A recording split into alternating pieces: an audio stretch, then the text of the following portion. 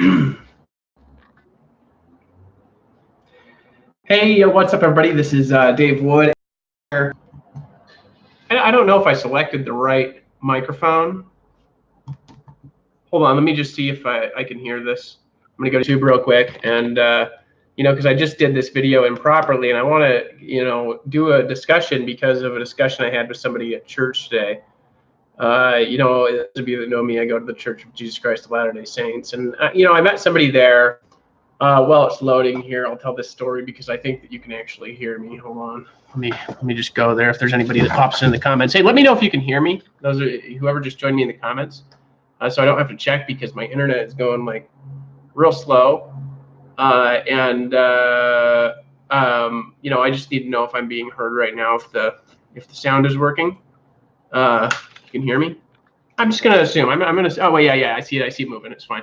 All right. So this discussion with a guy at church, and let me explain how it happened. Sometimes I do something where I give advice sometimes that's unwarranted, and I've actually gotten a lot better at doing that, but I've kind of always done it. It's kind of my way where I see a problem, I interrupt it, and then I just go and tell somebody like, hey, here's 5 ways of making this thing that you do better. And I kind of do it all for the day, and I do it wherever I see something that could be a really serious issue for a person.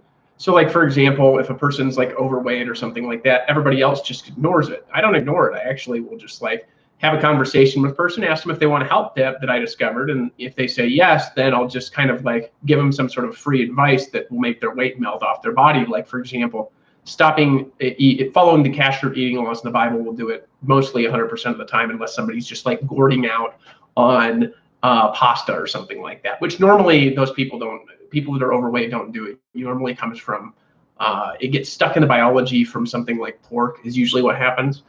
And so, let me explain what happened. So I'm sitting there and, there's a guy with a big, I'm not gonna mention any of these people's names because I'm not trying to embarrass them. And, obviously I want to keep, data private of people in my church and whatever, obviously.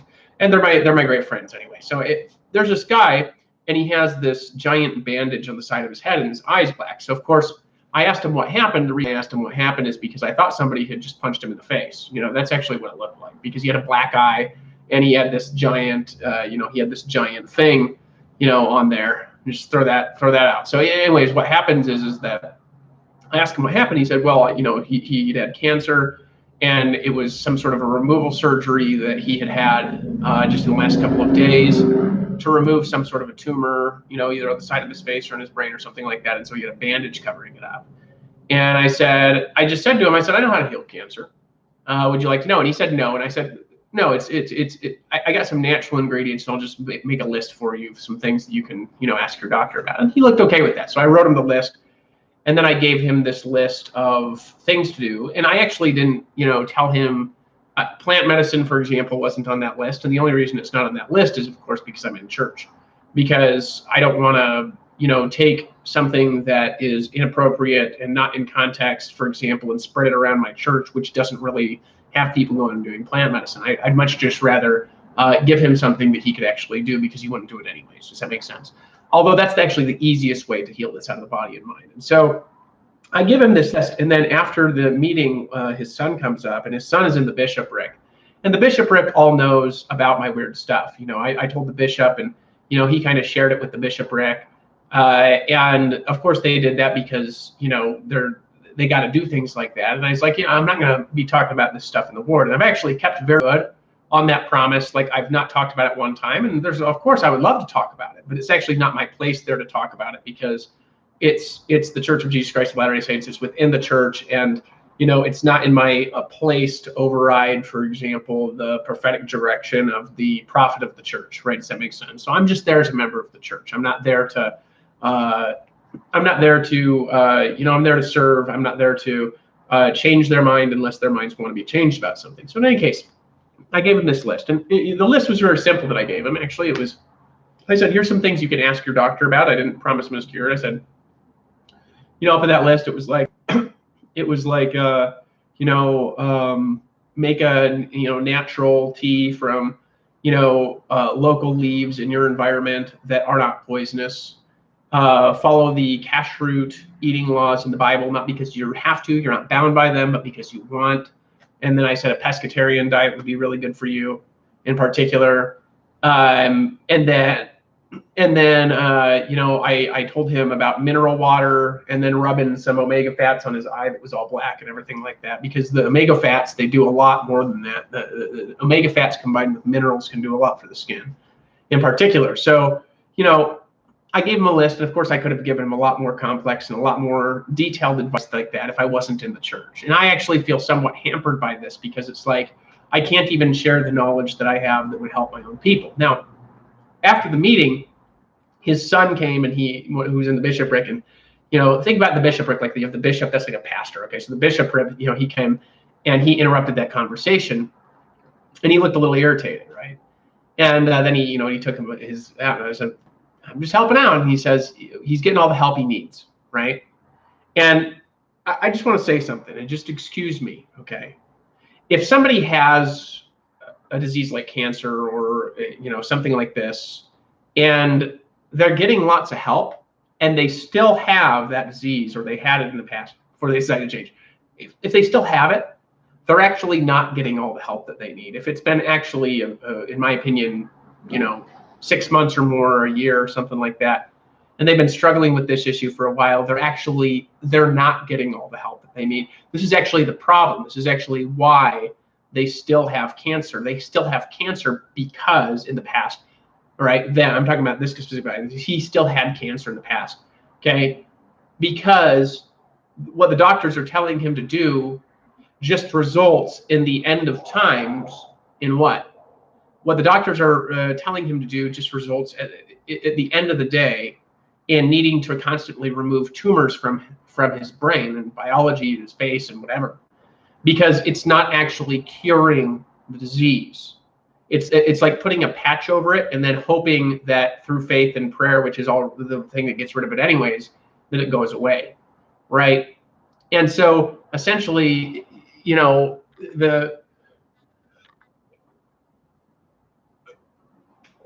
And so in any case, this is what I told him after the meeting. And, so after the meeting ended and he was by himself, I went and I had a conversation with him. And at the end of this conversation, he looked a little bit irritated. And I think that I could have been more balanced in my approach to him. But I basically told him, I was like, hey, look, for me, I feel irresponsible if there's somebody that has this problem and I know how to fix it and I don't tell them, right? It's actually very irresponsible. That's how I feel.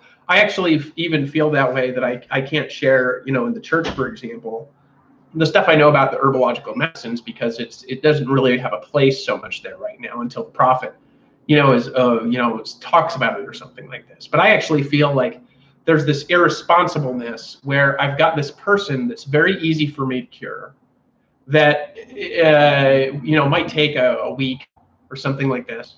First time I did something like that, it might take a week. It might take 3 days. You know what I mean? It's not going to take very much time. And I can't even explain, because, I can't even explain how to actually fix this problem that's very easy for me to fix, because of disbelief in men is the way that I see it. That's the only thing that I see. And so because of this, let me explain what happens. Let me explain things like this are happening. People get disease, really simply put, because they don't listen to all the prophets. It's not a matter of just listening to one prophet or another. It's a matter of listening to all of the righteous prophets. When a prophet speaks in the name of the Lord, you listen. And also all the prophets that have written works down. This would include, for example, the first and greatest of the Jewish prophets. This wasn't really the first Jewish prophet. I'd have to go back. I have to see what tribes it was from. But Moses, right? The prophet Moses that revealed the Torah. And so we have the standard works in my church, for example. You have the Bible, the Book of Mormon, the Doctrine and Covenants, the Pearl of Great Price. Those are the standard works, right? Then you got the Articles of Faith in there too. This is the Pearl of Great Price. So that starts with the Bible, and everybody has the Bible who's Christian, okay? Even Islamic people believe in the Torah, okay? So Islamic people believe in the Torah, right? You've got, even when there's not Torah, for example, there's natural law that emerges. So for example, if you go look over at Tibet, Tibet also had a very Torah-like law when it was very peaceful. So it's very funny, actually, when people love Tibet and they don't like Israel. I've actually seen this before. And they don't like it because they didn't like the violence in the Torah. But in Tibet, if somebody, stole something, they would saw off their hand and cauterize it with butter. So you couldn't get the surgery and put the hand back on, right? So modern surgeries were forbidden and things like this. And you say, why do they do that? It's because it's better to lose one hand than to have your whole body cast into hell, right? These teachings, so Torah is actually very natural law in every respect, okay? So the Old Testament all the way through talks about how people who eat swine will be cast into hell, okay? It's very specific about that, actually. The Quran also talks about this, funny enough. It talks about things like this in the Book of Mormon, but it's more gentle because it's a more grace-based thing, right? And the New Testament talks about it a lot less because the Old Testament's already there. This is the way I see it. Why did the New Testament talk about that as much? Because the Old Testament's already there and already talks about it a lot. And they're talking about grace in the New Testament. That's the only reason why. If they needed to talk about this, they would be talking about it. So first of all, understanding that there's spiritual wisdom in natural law, okay? That certain things are unclean animals. If you eat something that is unclean, okay, unless it's supernaturally changed by a blessing. So for example, with Jesus, people are like, well, Jesus, he pronounced all foods clean. Well, Jesus could turn pork into fish. Right, I think that it's really important to make a distinction between stuff that the Savior Jesus could do and stuff that the majority of Christians can do right now. I think in a few years, everybody will be able to do things like this. And if they're hungry, like for example, the Quran says certainly if somebody is hungry and they eat swine, Allah will forgive them. But it's still a very serious crime to eat swine. You're not even supposed to touch it. Actually, you're not even supposed to touch it. You'll be unclean if you even touch it. Like if you touch a dead pig, you'll be unclean until the sun goes down, right? And so this is, you say, well, I'm Christian, I don't need that. Well, you're not bound by the law if you're Christian, and if you don't voluntarily choose to walk in the 613 mitzvah, like we all should, because that's what Jesus did, then, for example, you don't have to follow the 613 mitzvah. There's other laws that you're actually judged by, depending on who you are, more so. But you still get all the negative karma. This is what people don't understand. So you're still cursed by not doing it because the Savior Jesus did it, right? All the Old Testament prophets did it. And you're trying to read the whole Bible, aren't you? So my point is with this, those curses create biological diseases in the body and the mind. Curses do. Okay, I've explained this many times on my YouTube channel, but I want to rehash how disease is created in the body and the mind. First of all, the principle. The principle is the Torah says that if we honor Torah, God will completely and utterly abolish disease from the land. If we honor Torah, God will completely and utterly abolish disease from the land. Okay? So, and that might not be the exact quote. I think that's in Deuteronomy in the very early in the book. So, in other words, disease is a product of not following God's law. That's actually the simplest explanation for how disease gets there in the body. However, that's not a good enough explanation to explain all the way through. The reason is because some people aren't aware of Torah, and then they'd be like, okay, so I got you, but how does it actually work in the biology? Explain to me how the Torah works in the biology, like if you're a scientist. And they're like, and then maybe I'm interested in that explanation, but right now that just sounds like a bunch of nonsense. A bunch of people would say that, right? Well, I'd say, first of all, if they don't believe in the Bible, then, they would at least believe in the power of a Christian placebo, okay? So, a placebo has been proven scientifically as working just as good as most medications do, actually. Actually, hypnosis works better than most medications do, okay? And so, for example, I know hypnotists such as my brother, and I'm not, promising he can do this, that just through hypnosis has helped people release, like hundreds of people release cancer from their biology, because hypnosis has proven, and NLP has proven, that when you have anger, it manifests in the body. when you have anger in the past before you decided to change, it in the past manifested in the body, and it manifests as tension and disease and nerves cross-wiring and bones getting broken and all sorts of stuff. When you have tension in the body and mind, it manifests in the, when you have tension in the heart and the mind, it manifests in the body. Okay, so that's the first thing to understand, is that there's a lot of emotional energy that surrounds people's diseases. Okay, so that's actually the number one thing, and this is all Torah-based stuff too. But let me just talk about change, for example. So when somebody's got a lot of tension in their heart around something, that tension can produce stress, anxiety. The stress and anxiety can produce chemicals in the brain. Those chemicals that you have in the brain can then manifest problems that then come into the biology, okay? And those problems that then come into the biology can then link with more biological hardness that comes from internal tension, really, that starts in the heart. And this is also from nutritionally. Things do this to your body too, because nutritional stuff causes problems in your heart. This is actually one of the reasons why that happens. So for example, if somebody eats a really low negative karma diet, like a vegetarian diet, there's always karma, okay? There's always positive and negative karma for everything, because you got to take a vegetable out of the ground, or you got to take a plant, but there's such small amounts of karma because the vegetables like it, right? Whereas living things, they don't tend to like this so much. Mostly they want to live. And so this is not always true, right? Because there's great blessings for being eaten by a human if they're treated well all their life and stuff like this. So, but everything really wants to live if they're a mammal, you know what I mean? And so in any case, there's, first of all, there's really low negative karma. And if you don't believe in karma, a lot of Christians, for example, they don't believe in karma. They don't believe in the Buddhist concept of karma.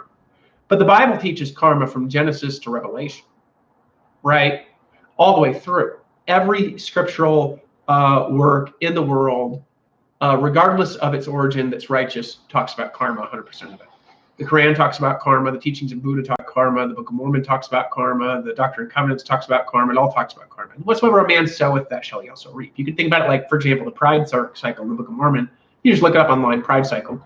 You're successful, you get prideful, and then God brings you down.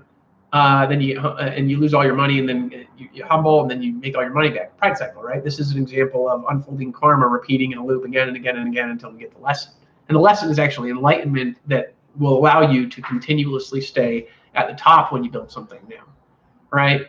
So my point with all of this is that there's severe negative karma for most kinds of modern foods. And the reason for this is because the animals are very poorly treated, and they're tortured. So for example, if you go watch what they do in factory farming places, and I tell people, like, for example, I got a roommate here that just walked by. I told him that, a pescatarian diet would be better for him, because he feels like he needs the meat or whatever. But the thing is that the lower the negative karma you can create, the better. So for example, Jesus had a pescatarian diet in the Bible, right? He ate fish, but, and some people don't think he ate fish. Some people just, think something else about it. Like my little brother doesn't think he ate any fish, But I'm like, Johnny, he ate fish. It's like in the Bible that he actually eats fish. And he's like, okay. But maybe it's in colder times of famine. He probably didn't eat it all the time like we do, But my point is with this is you have a really low negative karma. Fish are treated well. This is the point. When you're fishing, fish are treated well, okay? And when fish are treated well, because they're swimming around in the ocean and then they just die really quick, you just bam, smash their head or whatever. You're not eating all this fear that's locked up in their body, and they get in something like factory farming, for example, where the pigs, first of all, they're eating swine, and second of all, the swine are in these little tiny cages and they're being tortured. Okay, this is actually a very, very, very, very serious problem for humanity, because it's creating very negative karma for all of us. It's creating a karma that can result in a lot of humanity going into, essentially like factory farming torture camps from Nazi-like, systems and characters that will emerge in the future, which are like Antichrist type characters, right? So this is very severe karma for the United States of America right now, for the way that we've been mistreating animals to prop up our never-ending need to feel good about ourselves. That's really what it's all about. So again, we have, number one, resolving negative energy. Number two, resolving negative karma. So the karma doesn't just need to be evened out, right? That's step one, is evening it out. So evening it out is like, you're going to eat a very neutral karma diet, or a very very high good karma diet, like a vegetarian diet, right? It has more good karma than bad karma. And so this is actually a positive step in the right direction. And then the next one would be like, for example, an organic vegetarian diet, or even a vegan diet or something like that, if you could handle it. That's not appropriate for everybody. If you do it properly after a very long period of time, vegan diet will work good for most people. But if you just jump into it, I actually don't do as well on a vegan diet as I do on a vegetarian diet. I like the vegetarian diet better for me. It works better. But very low negative karma diet, right, where you're not eating meat, or you're eating very little meat. You're being, in other words, you're being careful with how sloppy you're being at destroying the oceans and hurting animals and things like this. Okay, and then you got to follow the castrate vegan laws. This resets things in a different way, to where it's like you're not going to eat unclean animals anymore. Okay, even if they're well treated, you should never eat swine. They're not clean. It's actually not defined. It's defined in, for example, Jewish teachings. It's not even food, right? Just because you can put it in your mouth doesn't mean that it's food. This comes from Jewish teachings. It's not food. It's unclean. It's not even food, right? So swine in particular is the most diseased food that exists, particularly for men, but it's really diseased for everybody. It causes more weight gain and heart problems and brain problems and diseases like genetic diseases than anything else that exists. Swine does. Right? And the science will come out and prove that stuff later. It causes more problems than any other food that exists. I mean, maybe if you were eating like, something that like was soaked in radioactive ingredients for a while, it would be worse than swine for you. I don't think so. I think swine is really that bad for you. I think it's the worst thing that you could possibly put into your body. Again, particularly if you're a man. So in any case, so you cut all these clean. So now we're at a karma neutral place in our life, and from a neutral karma place in our life, we're in a very different position to be able to do things that are totally differently with our biology and our brain. Okay, and now what we need to do is we need to clear out the darkness. You say, how could that? Well, how do we clear out the darkness, and what do you mean by that? Well, somebody has, for example, had this in the past, this darkness in their hearts that was all locked up from people mistreating them, from getting abused, from somebody saying something negative to them, like a very, very, very, very long time ago. Check this out. I put a bunch of photos of my family around the Jewish flag there. Cool, huh? That's my logo for the Kingdom of Elohim right there. And I got something coming on that. It's good. It's hot. But working on it. I mean, it's a hot offer that I got. I got a hot one. Okay, it's good. All right. So yeah. So anyways, let me explain how this works. Okay, so first of all, we're at a karma neutral phase. We're not eating unclean things. We're eating foods that are well treated. Okay. We're being conscious about our actions, about our words, right? For example, we do things with our body, like, for example, we do yoga, or we do martial arts, or we do something that's like whole body centric, right? Not only just pounding the weights. Pounding weights it's important for a man to do things like this. Anaerobic exercise does a lot for a man. However, if that's all a man does for his exercise, it's actually very imbalanced spiritual exercise. Not meeting all the needs of the body, right? The body needs stretching, it needs breathing deep, it needs slow movements, it needs Tai Chi-ish type things, okay?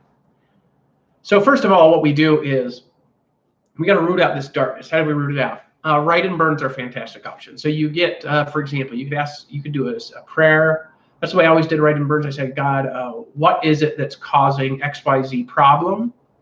So for example, you could say, if somebody could say, they could say, God, what is causing this disease to manifest in their biologies, in our biologies, that I'm doing? What is it that's my fault that's causing me to get this? Taking responsibility, right? So what is it that I'm doing that's causing this, right? What is it? Sin? Is it hatred? Is it just, if you don't believe in sin, because people have different beliefs and stuff like this, it's just like, do you believe that people can do dark things? Okay, so what's the darkness that you're holding on to that's keeping this in place? Like maybe it's somebody hurt you very bad. Maybe somebody made you lose a lot of money. Maybe somebody has attacked you violently. Maybe somebody has abused you with words or with, lack of anything, with lack of contact, for example. That's another form of abuse. And all this can form in your heart very much sadness. And then the sadness, what's the sadness turn into? Well, the sadness then turns into what? The sadness in your heart can turn into diseases such as, cancer, for example. It can turn into problems such as vision problems. My brother Will, for example, has got his eyes continuously getting better from going through NLP therapy. Every time he has some major change work, his vision gets better, right? I'm pretty sure that I could help a person reorganize bad vision in a week, but I've not tried it, so it might take longer than that. I actually don't know, because people are very stiff in the eyes, but it's actually very easy to cure a person's vision by curing their emotions.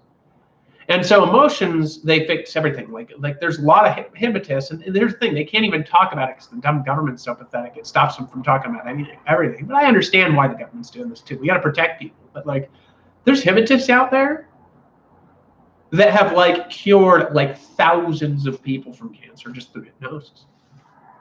So without all this other knowledge that I'm giving you, hypnosis can get rid of a lot of this because it gets rid of the darkness. Right? And this is the darkness more specifically that you're holding on to. But this is the thing that I want you to understand. If they continue, people who have these diseases in the past before they change, if they decided to do something really stupid, for example, continue in the wickedness of their ways and continue eating the swine and continue eating the shellfish and continue having really negative karma foods, then what happens is these diseases will just continuously come back. So they'll get rid of it. And then what'll happen is they'll have to constantly go back for more therapy. They'll have to constantly go back for more hypnosis. They'll have to constantly go back for more radiation. They'll have to constantly go back for more chemo. They'll have to constantly go back for more surgery until the karma resolves and they realize the root of the matter, the abundance of the matter. They realize what actually caused this disease. Okay? Because the cause of the disease is actually the problem that creates it. All these other things, they're like manifestations. Cause is like principles, right? Like Kung Fu. We've talked about principles quite a lot if you've known me for a long time, right? Kung Fu, the principle is you move it, for example, lines. So you move in a line, then you have flexible energy, and then you move back to the line, for example, right? So everything always goes back to principles. No matter what you do, the universe goes back to principles. You actually cannot stop the universe from going back to raw principle. It's impossible to do. So if a person doesn't change their behavior, these diseases and these problems will just simply come repeating back. It's a karmic loop. It's a circle of consciousness that just repeats and repeats and repeats and repeats until they're brought to their knees and they realize the lesson. And sometimes that lesson is realized in their death, on their deathbed, and that's the only way they get the lesson. But a lot of times the only reason they don't get the lesson is because brave people who know how to help them don't help them because they're afraid of the government, for example. I'm not afraid of them. I'm not afraid of the government because I'm not promising you this is going to cure your cancer. I'm just saying that this has worked for thousands of other people across the world. Okay? And that hypnosis works better, in my opinion, than chemo because hypnosis, right, number one, what's curing your body? Is it the chemo? Well, the chemo can help, but it's also destroying a lot of your body in other places. If you want to have radiation enter your body and you think that's a good option, take little uranium tablets or something like that with the rock formation, in natural environments because they've got minerals in there and stuff like this. And actually, micro amounts, that's not bad for you anyway. People take those things all the time.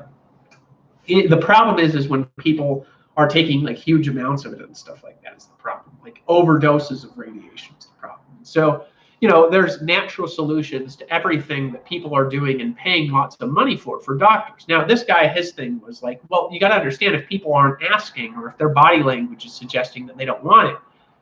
But what he didn't realize is that that was not what the body language of his father-in-law actually suggested to me. It was at first when I just simply said I know how to cure him.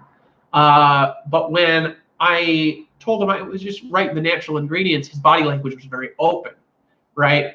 And I also walk around and I help. And by the way, he seemed very happy that I gave him that advice. And also his wife seemed very happy that I gave him that advice. And she said, thank you. Right. And so he was the only one that was upset about that, because he's, of course, trying to protect, his, father-in-law from my weirdness. But I wasn't pushing my weirdness on him because I'm in church, and I promised my bishop that I wouldn't do that for any reason, because that might do something that like gets in the way of, being able to get callings in the church and stuff if I did stuff like that. So I got to be very careful with what I say. But even that, I think, is bullshit.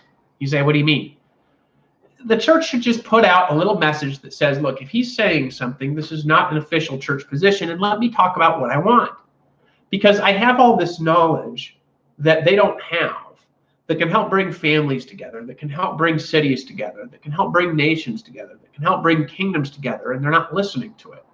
And because they're not listening to it, and because there's not an opportunity for me to be really clear, the whole world is cursed. This is what people don't understand.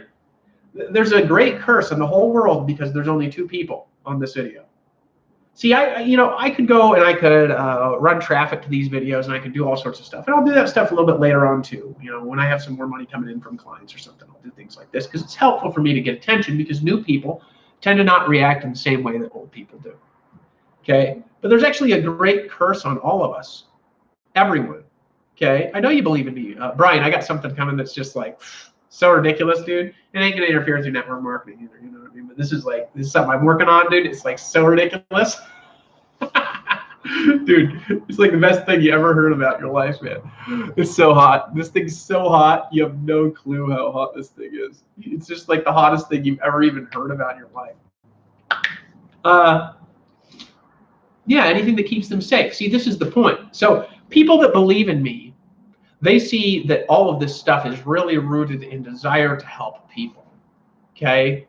People that believe in me, they realize that, everything I'm doing, like I got a flag back there. I got my little home altar back there. You know what I mean? It's getting better looking. Check that out. It's like got a perfectly square now. I got photos all along, photos up here, good energy. There's a great spiritual energy in my house now. My house had very imbalanced energy before, that chased away, I think, one of my apostles, Elijah in particular. He'll be back later. I've been very nice to him because I think that it's better for him to just like give him time. I know he watches my stuff and whatever, right? But the thing is with this is that I do anything that I can do to keep people safe. So this guy, his thing was like, well, people aren't, if they're not asking. If I want help for something like this, we go to doctors. We ask. We're not asking. And I said, I asked what the problem was, and I can help. And it'll be a curse on me if I don't help. If I don't do everything in my power to help that person, that's actually a very negative karma on myself. Do you understand that? Do you understand that negative karma on myself will emerge if I don't do that? Because I can help him. And he's a very important person to me. And I don't know him that well. I mean, he's stuff in the church. He's just the father-in-law of somebody else that I know that's very important to me. He's the bishopric, right? My point with all of this is that he's very important to me. Very, very important. Right? So because he's very important, I go and I do something that, gives him, some sort of very simple adjustment that he could make in his energy that will actually go a long way, because even if it doesn't cure the disease, because the things I did, it's not going to cure everything. It's just part of it. Well, if he talks to my brother with the hypnosis, or I've heard of my brother, that actually can. That's what people don't understand. It actually can. Right? So my brother's very careful. He doesn't promise he can cure cancer or anything like that. He has people sign disclosures, but if they ask him, can you cure my cancer? He says, well, I can't cure it, but maybe your unconscious mind can actually do all the healing that you need to cure it on your own now. So what happens is that, would you be interested in seeing if your unconscious mind could give you some instructions on how to do it? And then what happens is, and then they're eliciting instructions, right? So what happens is that your body knows how to heal these diseases. Your body knows why that disease is there. And rather than listening to your body and rather than listening to your unconscious mind, what people do, what the others do, is rather than listening to their bodies and their unconscious minds, what they do is they just basically ignore totally all the needs of their body until they're just getting surgery and their body's getting hacked apart. And then they, with medicine, modern medicine, all somewhat of an abomination, to be honest with you, because it's missing all the stuff that makes it work. It's missing the Torah. Therefore, it's somewhat of an abomination. This is not true of all modern medicine. This is just true of a lot of it, right? It's missing the thing that makes it work. The thing that makes it work is Torah, right? And so what happens is because people don't want to honor the Torah, because they don't want to honor each other, because they don't want to honor nature and each other and the universe and their unconscious mind all kick their butts, hoping that their lives will rebalance and they'll honor these laws. And then what happens is when somebody comes along that's like a prophet character like myself, who's here to share this information with you for free, and then people don't share it and people don't give it to people that they know that are struggling with these problems because they're just afraid of it or whatever, what happens is a curse falls upon all of society from that, especially in all of our spheres of influence, right? Because we're responsible for all these people that are dying and suffering, and the universe is getting very angry, right? Because they don't need to suffer anymore. They can be liberated. They don't need this. They don't need the disease anymore. It's a problem that's already solved. It was a problem that was actually solved thousands of years ago, particularly when Christ walked there, right? So could I cure somebody of cancer without plant medicine? Yeah. It would just right now be a lot more hard for me. Maybe 5 years, that won't be true. But right now it would be a lot more hard for me. So why do I say it's the easiest thing in the world to cure? It's the easiest thing in the world to cure because if you understand why it's there in the first place, it will never exist. And then you don't even need to cure it now because it's already gone and rebuked in the name of Jesus. If I wanted to, I could take a third of all of the cancer victims or more in North America and liberate them all at the same time. And do it in the name of Jesus. I'm that powerful. However, why don't I do that? It's actually not my job to interfere because the cancer would just come back worse, 7 times worse, because they're still going to be doing the same stupid things. So if my message doesn't get out, I can't do the cures and I can't do the liberations because, like that guy, for example, I'm working on a liberation with my consciousness because I know I can't take plant medicine because of the way people perceive it in the church, which is just a bunch of nonsense. It's not totally nonsense because, you have the shamans, but this doesn't come from the prophets and stuff where they're talking. It doesn't talk about this in the Doctrine and Covenants. It doesn't talk about not taking plant medicine in the Doctrine and Covenants. It talks about, not smoking and, hot drinks not being for the body or belly. Actually it doesn't talk about smoking. It talks about tobacco and it talks about drinking too much alcohol. That's all it actually talks about there. So coffee, later that was interpreted to mean coffee and teas. The Mormons, they stay away from, caffeine a lot of times in particular. But I'm talking about a higher law here, okay? A higher law. You say, what's a higher law in the word of wisdom? Well, the higher law will always keep the word of wisdom because you're doing something that's the higher law. The higher law is vegetarian, right? Do Tai Chi in the mornings, seek balance all through the day, right? And so here's the thing. Because society doesn't stand up to evil, here, let me explain why I have to stand up to it. Let me explain where it comes from in the Torah specifically, okay? In the Torah, it teaches you to rebuke the sinner. To rebuke the sinner. This is in one of the 613 mitzvah, to reprove the sinner. Okay? It's in the first 20. To reprove the sinner. Okay? You say, what's that got to do with disease? It has everything to do with disease because the only reason that disease is there in the first place is a person's sin. Okay? So if somebody has disease, I don't sit there and talk about the disease so much. I talk about the sin. What's the sin? Well, in the case of genetic disease and stuff like this, it's people that have been eating pork and shellfish and not following kashrut eating laws and not treating animals well and not being vegetarian their whole life. And so because of this, locks up the problem that then can activate. And you say, what about the vegetarian people that get genetic disease? They're not honoring something else in the Torah, like, for example, tithing. What about the people that tithe and they're vegetarian and they get it? It happens a lot less, I'll tell you that, right? Maybe they're not eating the right vegetarian stuff. So maybe they're not eating leaves in their local environment. You know what I mean? I eat all these poisonous. I walk around eating poisonous berries. They don't do anything to me whatsoever. Nothing. I chew on them. I chew the seeds. You know, I'm not mortal, right? So now I have this solution that really is immortality that I can give to people.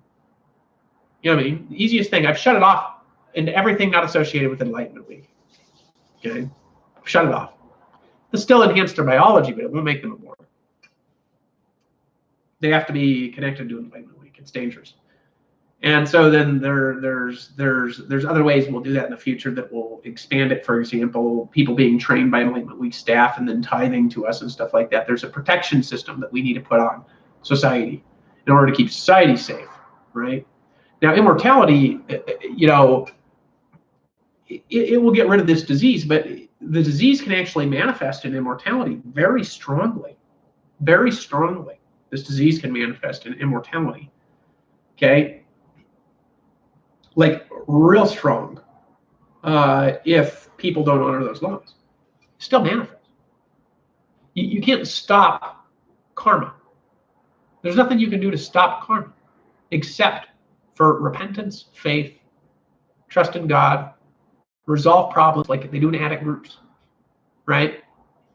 That's another thing somebody could do. They could go to addict groups. They were addicted in the past. And then the next thing they do is people need to stop saying that they have cancer. They need to stop saying they have genetic disease. They need to stop talking about their disease and giving it all this attention. Talk about something else. Talk about how healthy they are. Talk about how healthy they feel. Walk around saying, I'm healed in the name of Jesus. I'm healed in the name of Jesus. I'm healed. In the past, I had that disease, and now I can't even remember its name because I'm just healed in my biology, in my brain. All the way through from the beginning and end, I'm healed, and I'm healed, and I'm healed, and I'm healed, all the way over my biology, my brain.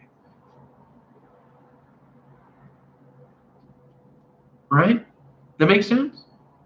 So then you got something like electricity. Like I'm standing on my magnets right now. You know, I've got my little magnet hooked up to my little jumper cables, and I've got them on my feet. I've talked about this in my other videos.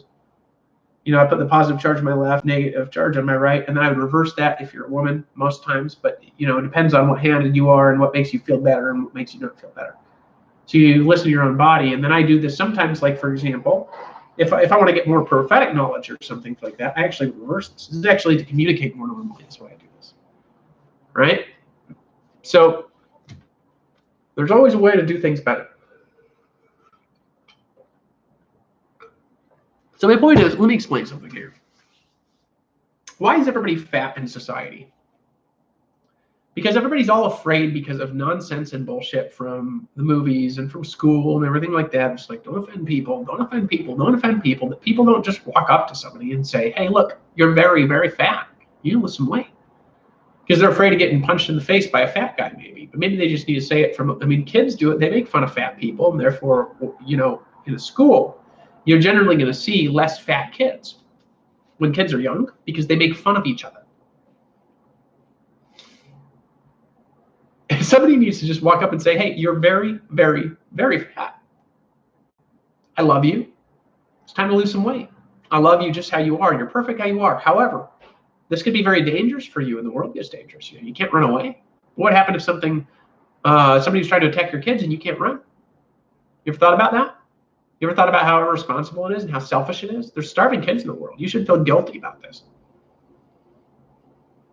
You're very, very fat. I love you. They probably punch you in the face at that moment.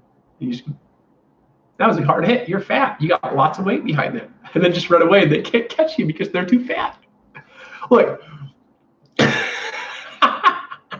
And then make a rap, you know? My brother made a rap when he was a kid about this fat chick named Coley. Now this is a little bit rude, but I remember it. It's like, my name is Coley. I can't help myself. When I see a cookie, I jump for the shelf. I go flying through the air and land with the splat. That's what happens when you're stupid and fat. And it went on for like 8 pages, that thing. It was brutal. It was brutal because this chick, like, he made this story about this girl, and then she eventually just ate the world, and she ate everybody in it, and she was alone by herself and just like fat in the center of the universe. It was brutal. And it didn't help her lose weight, unfortunately. A lot of women are like that. You know what I mean? But if everybody was like this, they would get sick of hearing about it eventually. That's what people don't understand. They would actually get sick of hearing about it, and they would go to the gym for the first time in their lives. If people were like they were when they were kids. You say it's rude. I can't say anything rude. I can't offend people. So I told this guy, I was like, look, if I need to reprove, I didn't tell him I'm reproving sin. I said, look, if I have something to do, and if it offends people, they can be offended. I'm fine. I don't care if people are offended. I care about them. I obviously care if their little hearts are a little bit offended. I care about it. My point is, though, and I can be more balanced with the way that I explained that. He looked very irritated at that when I said that. But it's like, the reason why society is stuck is because everybody's stuck in this bullshit. It's just bullshit. That's all it is. Just bullshit.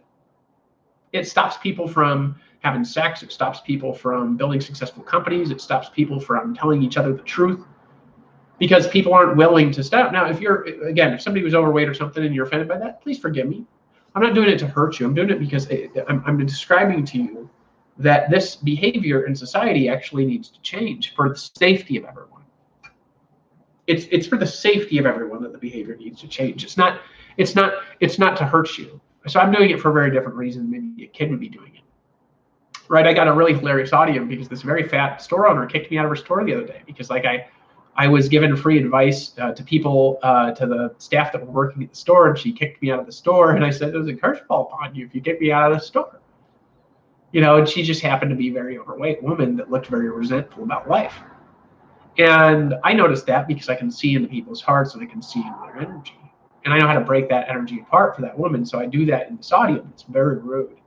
And so I've been debating whether or not to, paste it or whatever. But I don't mention her name. I don't mention her store. I don't mention her name, anything like that. But I was a little bit ticked off. It's very funny. It's hilarious if because it's not you. You know what I mean? So people think it's funny because it's not them, but not everybody's going to think that's funny. A lot of people are going to get very offended by it, but they need to get offended by it because if they don't get offended by it, then what happens is that their life sucks. Their sex sucks. Their husband leaves them. Their wife leaves them because they're too fat. Nobody likes it. Well, some people do. They like wallowing in the fat.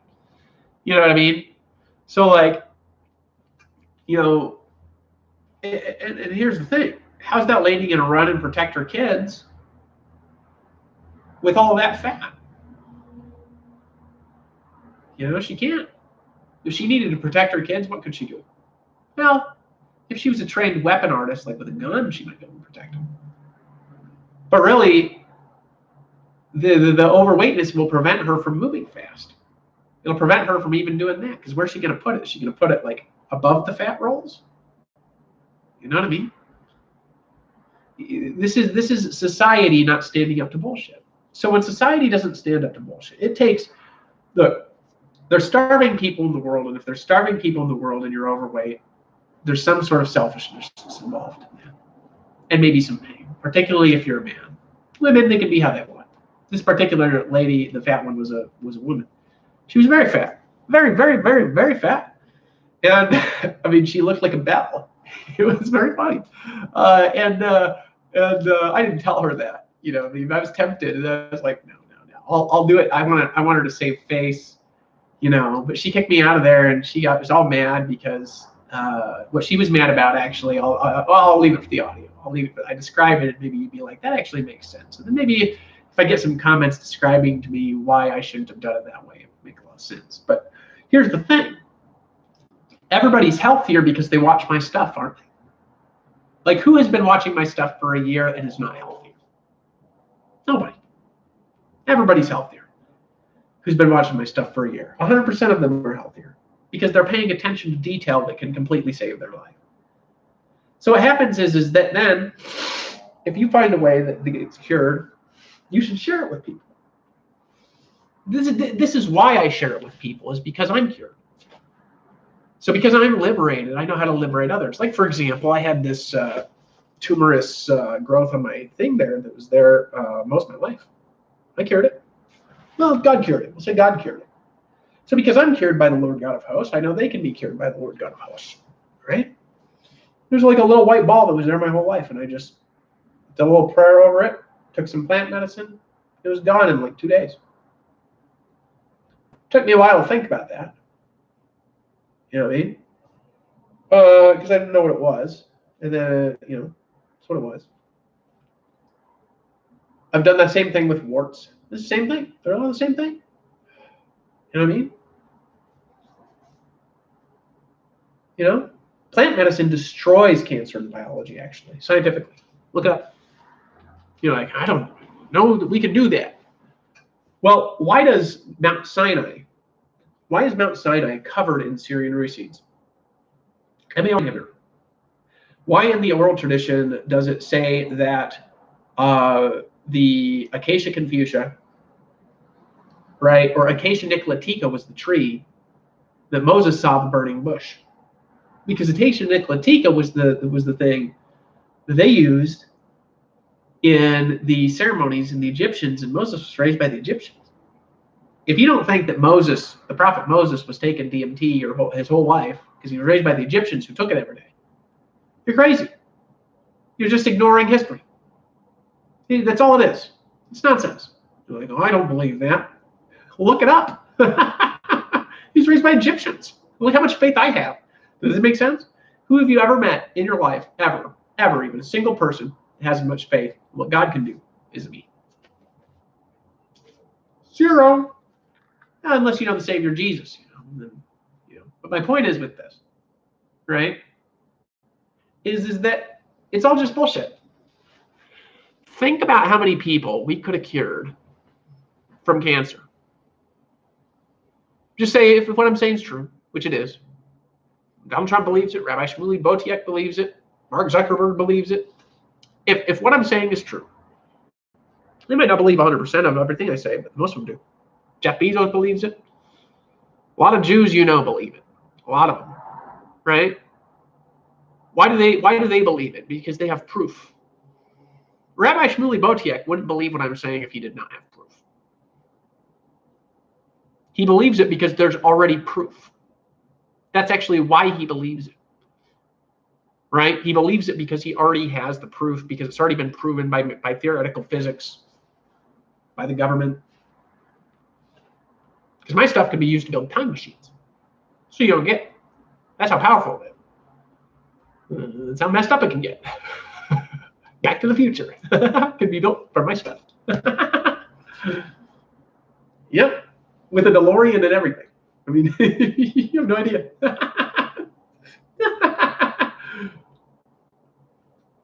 Right? So my point is, right? Love you all who are very scared of me. My point is with this is that it's dangerous for people if I don't reprove the sin that causes their disease, because what if they need to defend themselves and half their brain is being eaten away and their life is getting attacked because they didn't listen? That makes sense? It's actually very easy. It's the easiest thing in the whole entire world to cure cancer. It is actually one of the easiest things to cure that exists. Some of the viruses out there, they might be a little more complex somewhat, but actually they're the same thing. Repentance, change, interchange. If you don't like the word repent just means change. So change the inside of the heart, embracing the outside from the change inside to the outside. So you go from inside the heart, the outside with change. Inside the heart, the left and the right, up and down with change, right? And that change, think about it like a swirling ball of light, just destroying all the dark energy and the swirl. And then all the dark energy gets splat against the wall. But now if you don't follow the laws, the dark energy will come back 7 times as strong. But you got some time. It's bound for quite a while. So what happens is you do that, standing on electricity, vegetarian diet. And another thing is, if you want to, get cancer out of your biology, stop eating sugar at all. Go on a raw food diet with 0 sugar. It's the most torturous thing ever for maybe 3 weeks till your body adapts. There's things you can eat, but literally, they take away. Read Gabriel Cousins' work on it. It literally, the cancer can't even survive. It can't survive. It gets destroyed 100% of the time. The way you do it, but it needs to be maybe not 100%. It needs to be combined with my stuff. Okay? So everybody's like going to doctors because they're like, I'm going to go to modern medicine to solve these problems that didn't even exist 400 or 500 years ago like this. They didn't even exist because people were holy. So these problems, they still had them, but it was very rare.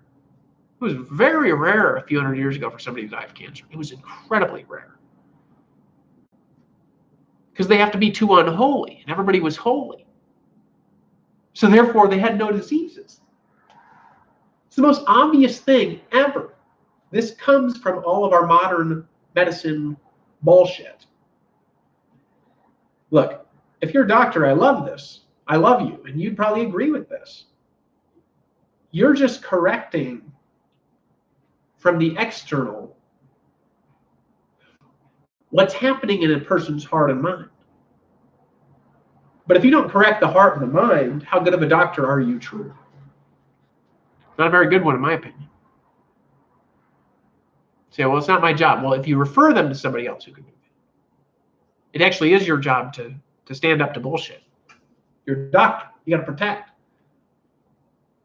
So I have a, my own promise to God to protect everyone, to liberate everyone, to set everybody free, to set people at variance, to piss people off if they need it. I'm fine. Because when they get pissed off, their demons leave society. I'm done. I got to focus on, client.